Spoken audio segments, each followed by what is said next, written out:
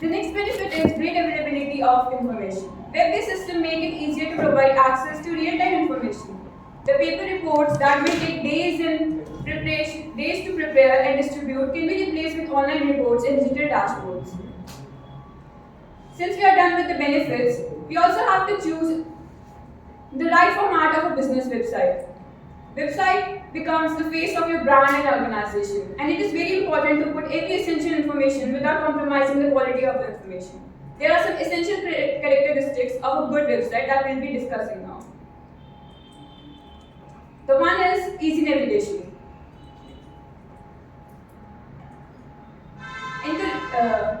Visitors should be able to easily find the information they are looking for and very fast. Next, we have a call to action. Encourage your visitors to click on the various information you have. Giving freebies is a great way to get visitors' attention and get them to take action according to your purpose. We have attractive design. Visitors won't bother with your site if they can't make heads or tails of it. Make sure your site includes a great header that captures a user's attention and some eye-catching graphics, but don't overdo it. Having too many graphics or animation may distract the visitor from your content. Next, we have sticky content. So what do we mean by sticky content? This is a phrase that describes great content that gives visitors to spend more time on the website or get them to return. So how do you get your content to be sticky? You want to make sure that the content on your site holds a value for the visitors. Then we have credibility. The internet can be a very dangerous place full of scams, viruses, and shady dealing. A visitor will not do business with you if they do feel that they can trust your site.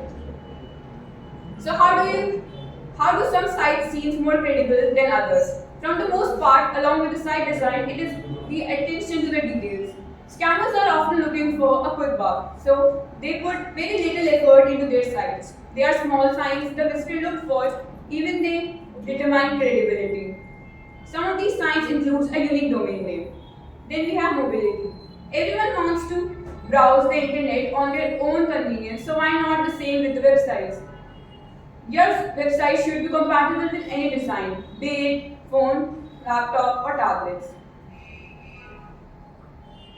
Further in this topic, we'll also discuss about vertical and horizontal portals.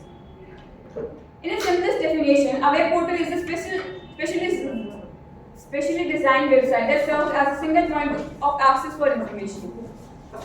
Curated specifically for users, audience, except digital self-service and convenience, and portals are the engine that meets this demand. So what are horizontal portals? Well, horizontal portal is a website that is public and helps to give its users all necessary service they are in need of, like Google or Yahoo, which provides information to everyone. Then we have vertical portals. Vertical enterprise portals are used in a specific department for particular business function like accounting, customer service, or e-commerce. Next.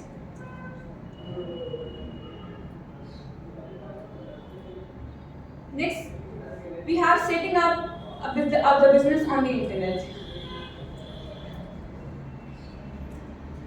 We will follow some steps to set up our business on the internet.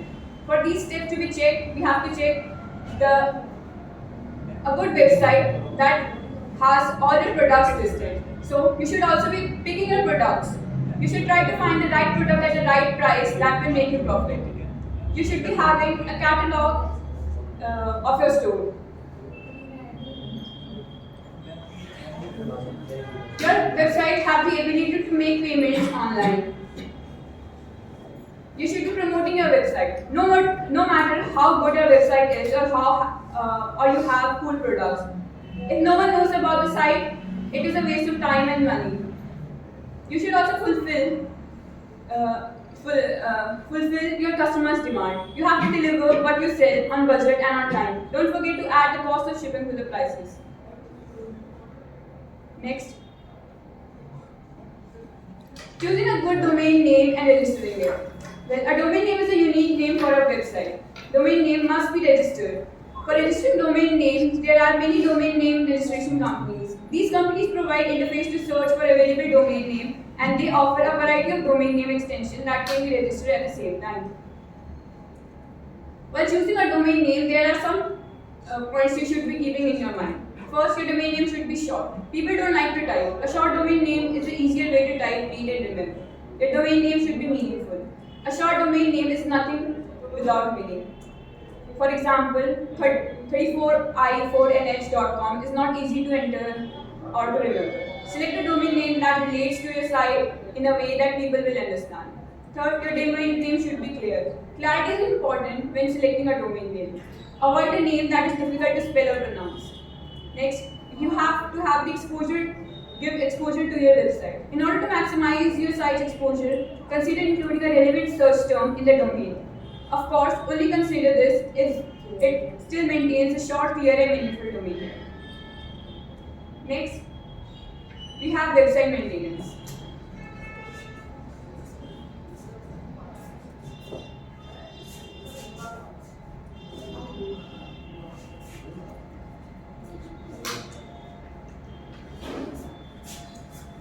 Website maintenance.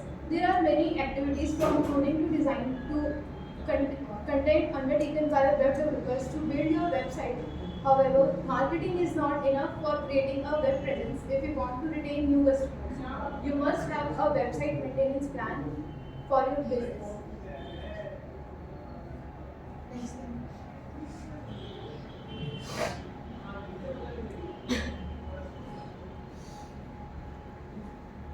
What is e-commerce website business?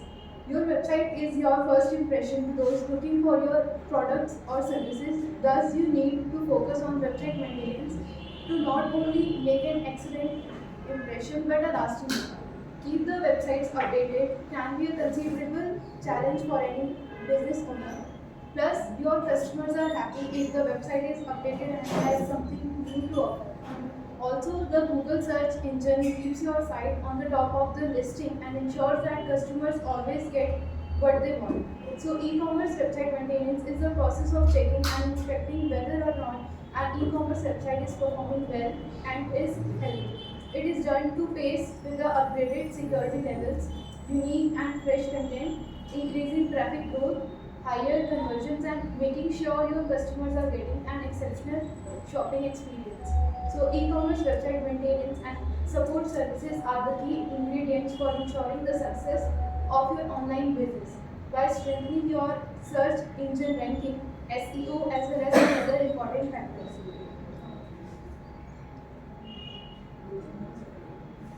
Why is it important to maintain your website? Maintenance of security features on your website. So, why it is important to maintain your website? First of all, समझ में नहीं आता थोड़ा loud थोड़ा सा मतलब loud ना थोड़ा सा relevance when customers and search engines land on your e-commerce website, they want to make sure that you are legit and professional business. A business that offers valuable services that customers are looking for. With the help of regular maintenance, repairs, and updates, you will be able to attract more visitors and turn them into customers and also boost your search engine rankings. Next, we take a look at most important reasons why it is important to maintain your website. First, maintenance of security features on your website.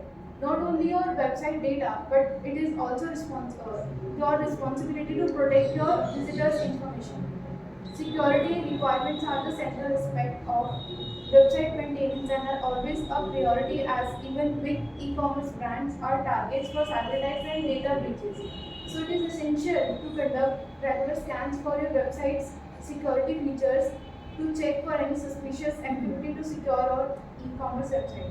And security is a primary reason for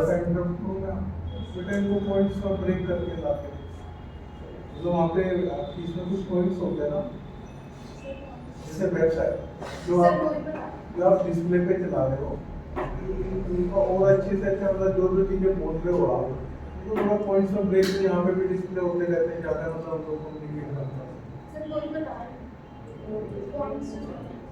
आप बता रहे हो display नहीं होगा okay sir display तो हो रहा है मेंटेनेंस ऑफ सिक्योरिटी अंदर के पॉइंट्स नहीं हो रहे चलो ठीक है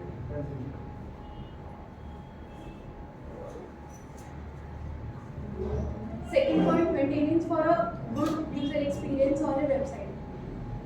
Slow loading, broken links, and 404 errors on the website make your visitors go elsewhere if they don't find what they're looking for. To build trust among customers, you need to maintain a good user experience on your website. So you need to focus on improving the SEO of your website by adding fresh website content, meta tags, blogs, case studies, and testimonials to maintain a good user experience. Then third is maintenance of your store's information. Website maintenance involves updating the information present in the e-commerce website. It is related to your product information, price changes, product images, discount offers, etc. So keeping up the maintenance of your storefront also ensures a great user experience so that the audience will only get the products from the latest trends. Then online and offline promotional techniques. In order to remain competitive in today's fast-paced cut-through world, it is imperative that brands take seamless approach to marketing that integrates both online and offline promotional techniques. Like this is crucial to their brand's overall success. These techniques include banner advertising. So if you want to increase your company's brand awareness, implementing a banner ad campaign is an effective advertising method. So banner ads are an effective direct marketing tool that can increase site traffic if they are creative and include a call to action. Advertise on services that your customers would visit and ensure you provide the best possible offer you can.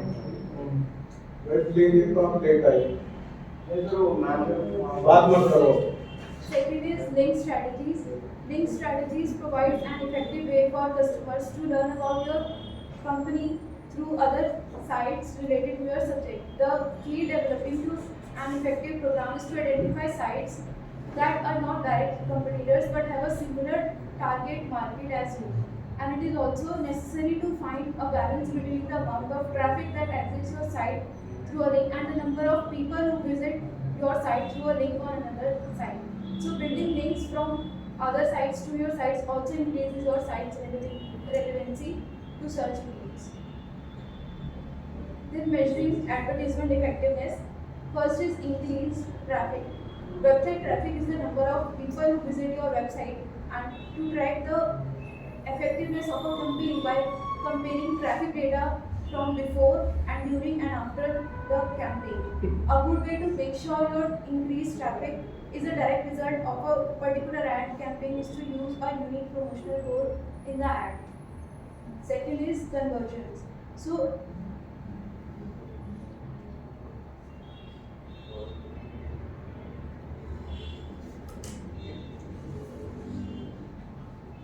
conversions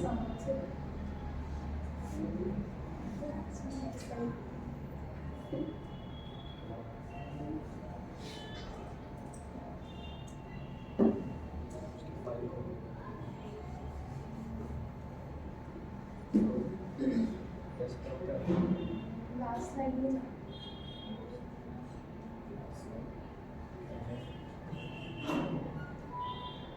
कोई बात नहीं आप continue करो. conversions can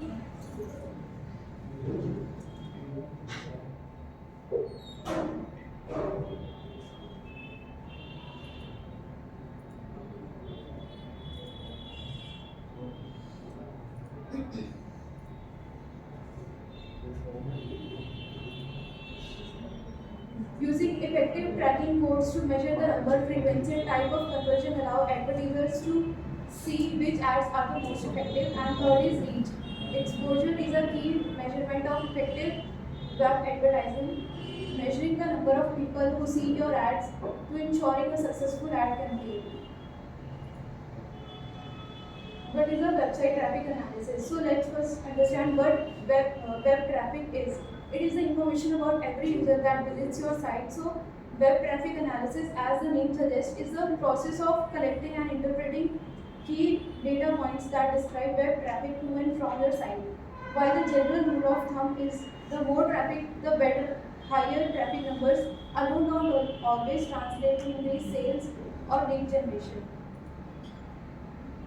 So Web traffic breaks down data into specific metrics to organize that data and help you understand who's visiting your profile, how long they are on the site, and what they are doing while they're on the site, and most likely the reasons they leave your site. Various measures to analyze web traffic. So these analysis tools work by measuring key metrics and data sets that highlight where your site is seeing success and where you may need to make improvements. There are some web traffic metrics you will likely use to measure. First is traffic sources. So where do your visitors come from? Are they searching and finding your site organically or landing on your page by social media posts, paid search or email? While total traffic numbers offer a general picture of the site success. So as you can see in the picture, different traffic sources show different line plots, and it shows all the time series analysis of all traffic sources and which traffic sources are doing good. Then second is bounce rate, describes the percentage of visitors who viewed your page on your site and immediately left without further interaction. Here's an example of an analysis tool within the HubSpot that displays your bounce rate.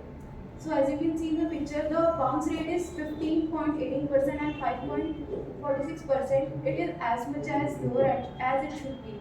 So lower the bounce rates, more is the user's interest in your website.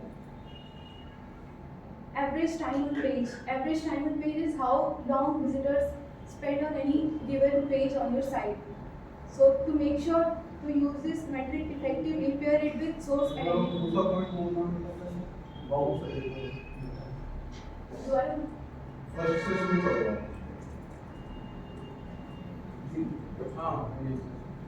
Where do your visitors come from? Are they searching and finding your site organically or landing on your page via social media post, paid search or email? While web traffic numbers offer a general picture of site success. So as you can see in the picture, different traffic sources have different line plots, and it shows all the time series analysis of all traffic sources and which sources are doing good.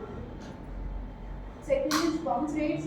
It describes the percentage of visitors who viewed any page on your site and immediately left without further interaction. Here's an example of an analysis tool within the HubSpot that displays your bounce rate.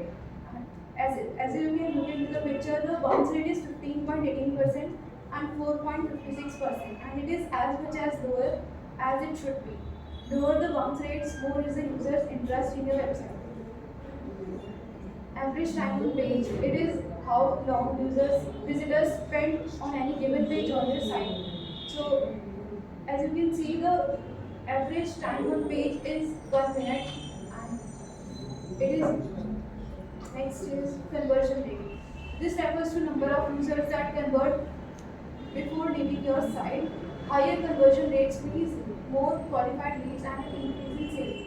But you also need to consider the cost per sale factor. So if you are spending big money on advertising yet most users are leaving your site quickly, even positive conversion rate trends may not be enough to offset your total spend. Then page view shows how many times users have visited a specific page on your website. This helps pinpoint the most popular pages on your site and allows you to use them as templates for underperforming areas. Then there are two categories of web analytics and offsite analytics, web analytics and onsite web analytics. Offsite web analytics refers to the website measurement and analysis regardless of whether you own or maintain a site. And on-site web analytics, it is a measure of websites visitors' behavior once on your website. Then off-site web analytics, it includes the measurement of a website's potential audience, share of voice and buzz, and that is happening on the internet as a whole. While on on-site web analytics, this includes its drivers and conversions. For example, the degree to which different landing pages are associated with online purchase. Thank you.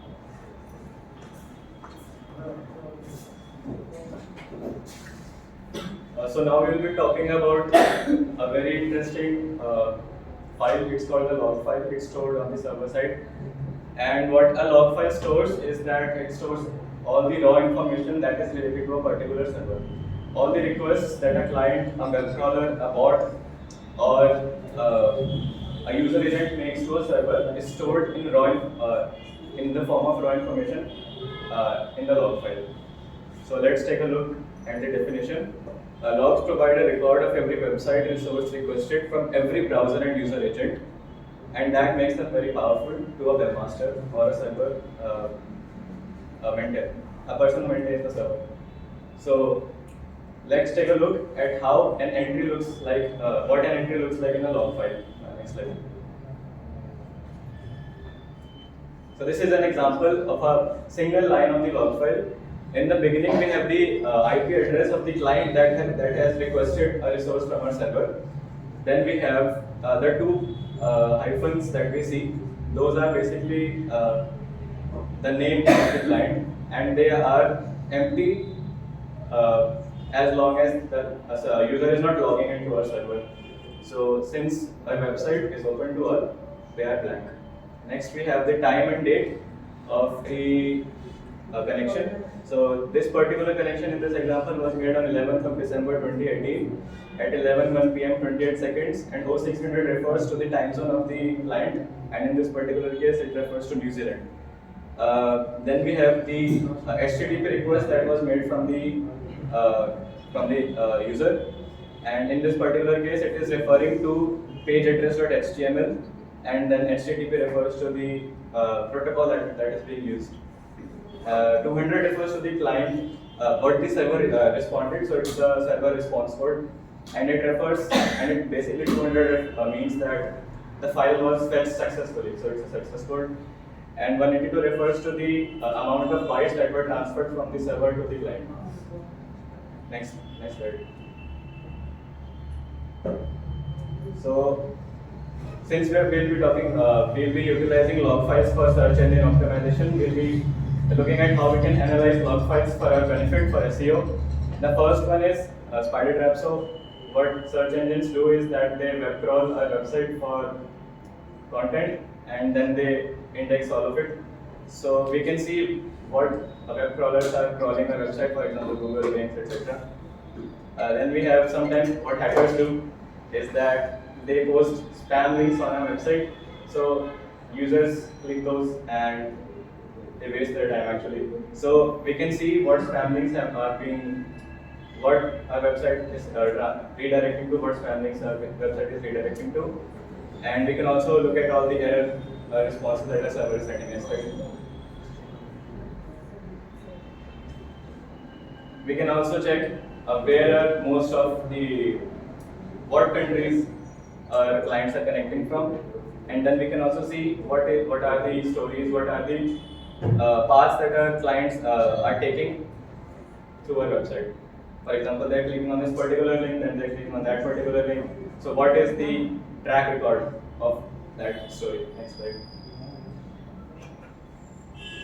So first I will be talking about what analysis tools you can use for analyzing your log files. So the relation between a log file and a log analysis tool is the same relation between raw data and information. You usually cannot make much sense of raw data, so you need to process it, and that's where log analysis tools come in. They help you to make sense of all that particular information. Next slide. So this is a screenshot of Strike Log Analyzer. In here, it's visible. You can see that we are checking for file requests that have been made from our server, and we can see that remover.xml and robots.txt are the two files that have been accessed most frequently by our clients. Next slide. So once again, let's see how we can use log analysis tools. So as earlier, we can identify all the URLs that have been crawled on our website by search engines. We can see all the broken links that don't refer to any website now. They are on our website, but they don't go anywhere. So we can check for them, and we can also check for errors that are occurring on our website. Next slide. Search engine optimization. So search engine optimization. Okay.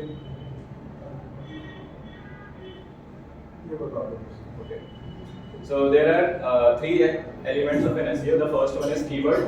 A keyword refers to the string of text that a user pastes or types into a web search engine, and these are basically phrases that are searched on the search engine. Next part. So this is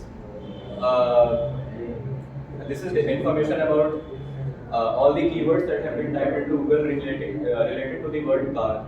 So we can see that cars for sale is the keyword that has the highest search volume, and then we have other keywords like used cars, cars.com, truck, etc. Next slide.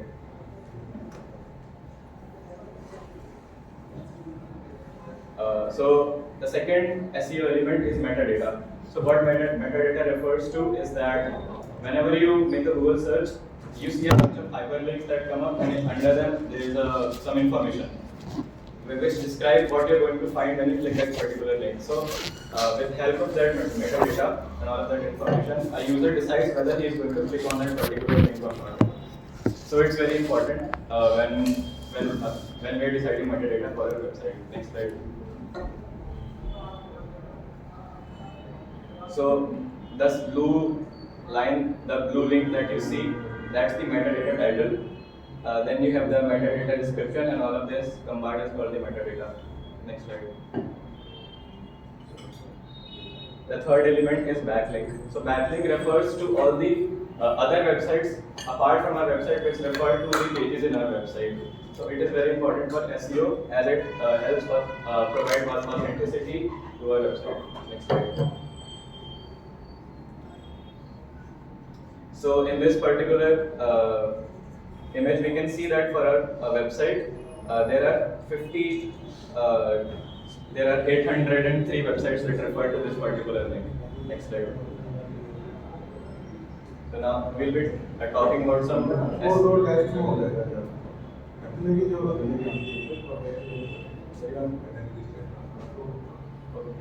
SEO मतलब इनका syllabus का पालन तो नहीं है ठीक है अभी good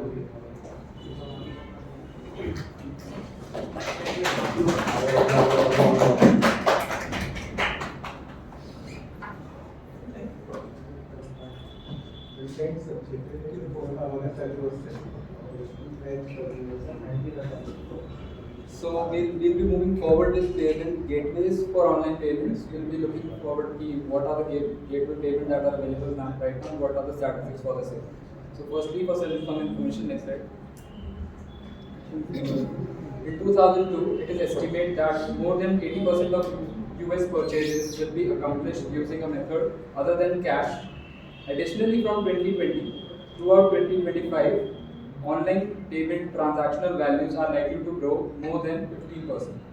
In an increasing cashless world where payment services are primarily performed digitally through credit cards, a payment gateway can simplify and expedite payment to help both consumers and businesses. Payment gateways are the merchant services that process credit card payments for both e-commerce sites and the transitional brick and mortar stores. They can be thought of as a metaphorical cash register as an electronic transaction. Next slide. So how do these payment gateway works? A payment gateway acts like a central cog in the payment processing system, whether you are making purchase online or in store. Within a transaction, it is the front-end mechanism that collects, transfers, and authorizes customer information in real time to a merchant's bank, where the transaction itself it is then processed. Next slide. So what are the main types of payment gateways that exist at the moment? We have three types of payment gateways that are on-site payments, payments off-site, and redirects. So we'll be looking them in detail, each one of them in detail. So first, we are looking forward to on-site payments. Large-scale businesses tend to use on-site payments handled on their own servers where a checkout experience and payment processing all works are done through their systems. Now the advantages are flipped. You will have more control and responsibility. If you handle payments on site, every variable counts, and any improvisation to the shopping experience can create dynamic changes in your bottom line, especially true for any retailer with a high sales volume. Next, we have the checkout on site or payment off site. Through this method, the front-end checkout will occur on the site, but the payment processing happens through the gateway's backend. Like redirected payment gateways, this method can simplify the payments processes while ensuring increased security on the backend. However, the downside is that you won't be able to control the user's entire experience throughout the payment gateway. If you are decided to go with this route, ensure that you are confident in the security of the payment gateway. Then we have redirects. So how these redirects work? Redirects often include options for alternative payment methods, such as company allowing using of PayPal. When the gateway takes a customer to a payment page to handle the complete transaction, it becomes a redirect. So basically, we redirect the customer to another site in which they make the payment. A small business can use a redirect gateway to incorporate the convenience and security of larger platforms. Redirects have advantage of simplicity for retailers through they also mean less control for the merchant and second step for the customers. Next step. So we'll be moving forward to the payment gateway limitations. What are the limitations of using these gateways? So these gateways are rarely accepted by all types of cards and payments. Although the payment gateway providers like to advertise the universality of their gateways, that they can provide a lot of gateways around that they can process any type of cards, they typically won't highlight that they can't accept payments for specific card issuers and processing portals. Before selecting a payment gateway, ensure that you understand what your customer need to use, where the limitation lies, and what to exclude. Next, we have the international shoppers may not have a payment option. Merchants that are looking to capture broad markets with an international audience need to ensure their payments gateway can work with different online stores and payment platforms. For example, in China, Alipay is much more popular than any other payment option that exists in China. Next up, we have the security flaws. So, in an increasing digital world, security is the one of the utmost concern. According to recent report, around 2/3 of consumers would stop shopping with the retailer previously hit by a security breach. Although a high-quality payment gateway should be secure, there are some security vulnerabilities you need to keep in mind. First is data breaches. TLS encryption helps most payment gateways handle confidential processing data like card information, but once the data is on server, the server remains at a risk. Next, we have the mobile payment issues. You might control much of the security at the transaction, but you still don't control who has access to your customer's mobile device. For example, any company which is accessing the customer's mobile phone can have access to these mobile payments issues and can make these issues work. Then third reason is malware. Malware that reads passwords and infiltrates user accounts can send apparently authentic transactions to secure payment gateways even while the transaction itself is a fraud. Next slide. Next, we have the payment gateways and its examples. So here are following payment gateways that are very common in all the nationalities, that are like PayPal, Square, Stripe, Apple Pay, Amazon Pay, or Authorize.net. We'll be talking about each one of them. So PayPal is very popular as a redirect payment gateway because of its higher reputation with customers and the availability of multiple gateway options. On the other hand, Square solution tends to be for small businesses that need a method of credit card processing for in-person transactions, though they charge a premium for manual transactions. Then we have Stripe, which is a popular payment gateway provider focused on mobile e-commerce.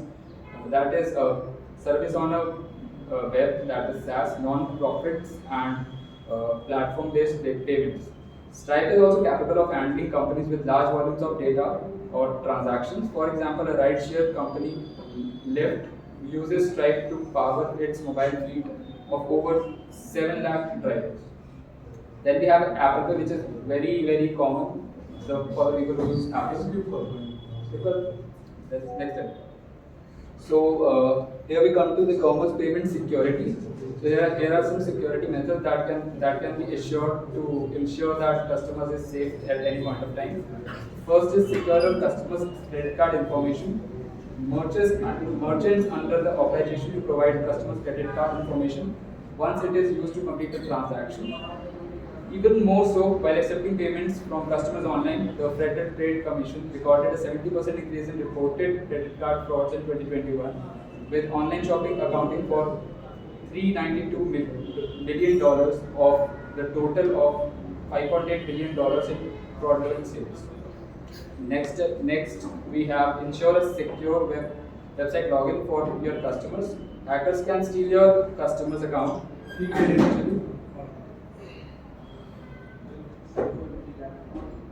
Next up, we have digital certificates and international standards. So, what are these certificates and how they are used? Next step. A digital certificate is also known as a public key certificate, which is used to virtually link ownership of a public key with an entity that owns it. Digital certificates are used for sharing public keys to be used for encryption and authentication. Digital certificates also include public keys that certifies an organization or person, that identifies information about the entities that own the public key, metadata related to that digital certificate, and the digital signatures of the public key, the certificate which is of the issuer which has created that certificate. Next up, we have digital certificate. Next step. Digital certificates are used in the following ways. Credit cards and debit cards use chip-embedded digital certificates that connects with merchants and banks to ensure. So, what is an ISO? ISO basically stands for International Organization for Standardization. It is a non-profit organization that leading creators of international standards in the world. Over 20,000 ISO standards have been created to date. Fourth point बताओ. Fourth point, get an advantage. So basically, sir, if we are using this ISO certification, although which are certified by this organization, would be definitely more trustable to people, and in this competitive world, they get a better chance over other competitors that exist at the moment. So आगे बताओ sir. Next. Develop नहीं है, थोड़ा सा जो syllabus के scope से बाहर होता जाता है उसको कट कर. ठीक है. So here are the basic advantages of Sarikalas. So that's all for this topic. Next we have Lalit to present his topics. He'll be coming on stage. Over to Lalit.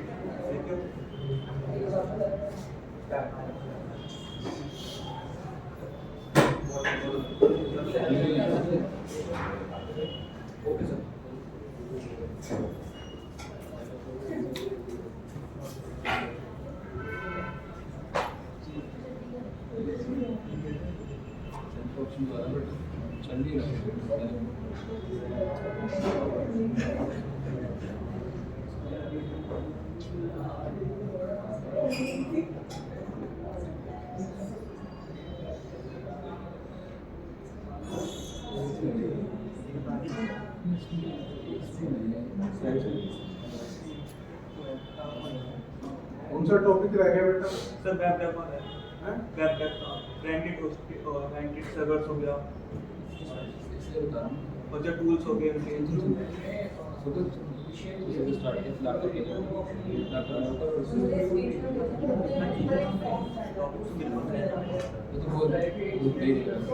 Sir ये कोई बात नहीं, next class हो गया Lalit 5 minute Lalit next में उनका गौरव sir का message भी आया कंटिन्यू कर देते हैं। ललित लोग पहले ही लेट हो गए।